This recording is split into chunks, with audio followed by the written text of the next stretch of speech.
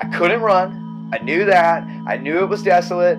I didn't know if they knew the store clerk. All I know is they pull up on me fast like they had my number. So the dude at the sitting over at the corner kept watching and looking, you know, and I knew it was go time, and it still was very peaceful, very amiable at this time. Nobody, it hadn't exploded, but I could feel that it was there. They knew it. They didn't know I knew it because I was still playing stupid.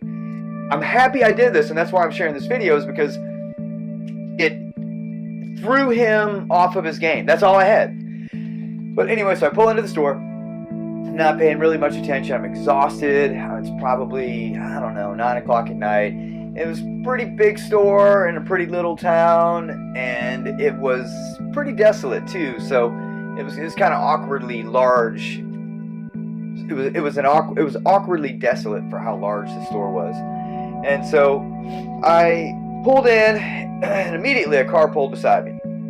You know, kind of right in the space next to me. I didn't think much of it, but I do recall thinking, man, why'd he park right there? You know, this whole parking lot. So these two guys jump out. One of them instantly gets out of the passenger side. He goes over to the store, to the corner of the building.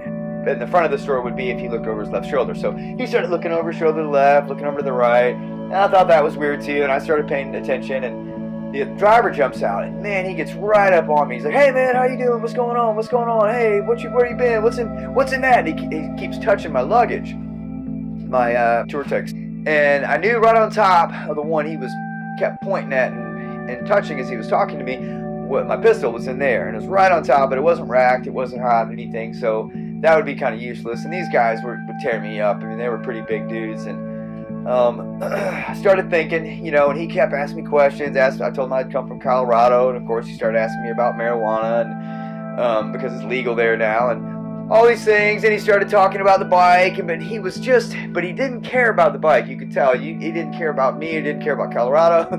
He cared about something was going on. And that's when I remembered when I was a kid, I would go to the movie theater by ourselves, and parents would always tell us to be careful going into the bathroom because people would abduct people and things like that. And I got to thinking, I remember at that time thinking that I would, what would I do if somebody tried to hurt me in that capacity? And like I said, in this case, I had no access to my weapon. There's two of these guys. They're big. I'm a pretty tough for a little guy, but I wouldn't have had a chance with these guys. So what do? I remembered saying to myself, I'd act like I was crazy.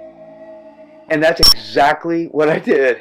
I didn't go crazy because I didn't want to alarm him that I was doing something. So I just kept getting weirder and weirder and weirder. And I started talking to him like this. I'm talking really fast, and I'm like, "Oh man, Colorado, yeah man, yo dude, they got have you been to Colorado?" And just talking erratically and just going off, like just asking him all these questions. I just started getting in his space, and I was like, "Dude, oh my God!" I kept patting him on the back and touching his arm, and I grabbed his hand. I was like, "Dude, what is that? Like, what's that ring? Is that gold, man? I love gold!" And just started getting all goofy as crap acting, and I was like, "I gotta show you something, brother. You got to check this out. Check me out." I was just being loud. I was just being as just unnormal as I could possibly be without just barely going over the top. And I said, "Check this out, man. Would you sit on this thing?" And I hopped over on my bike. It was up on the center stand. And I was like, this is what a lot of people don't know about the BMW, is that there's like this thing that it's almost like an ejection seat, and I totally had him. At this point, he was completely off his game. His buddy was kind of looking at him like, "Hey, this is not how this is supposed to go."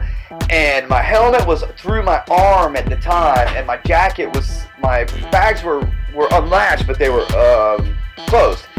And my jacket, everything was contained on the bike, and it would stay on the bike, and I knew that. And I was like, "Check it out," and I flipped the key, and I was just rambling really loud, really obnoxiously, and I pretended like I had to fart, and I was like, "Hang on, dude, I gotta fart. I'm so sorry, man, I've been traveling." And at that time, he took like 4 steps back, and he's like, "Oh, you nasty." And right when he did that, I was like, "Check this out." And I fired it up. I said, "Listen to that motor. Listen to it." And I just, right when he turned to look at his buddies to decide what they were going to do, I just pitched that center stand forward, and I don't know if you ride, you know what I mean. It'll just boom forward, and dude, I was in second gear before they even knew what happened, and just reached back and threw my jacket that was on the back part and slid it up under my leg, still had my helmet on my arm, and man, I just hauled it, and got out of there and went to the next store and pulled right up front, and I still had my stuff dangling off me, you know. I go inside and I tell the ladies, I'm like, hey, what? Asked about the area, and it turns out that place, nobody goes up there, and that's why it's desolate, because these riffraff have been in there kind of hurting people and messing with people and stuff. So anyway, that was my thing. Self-defense, safety third, act crazy, and fart.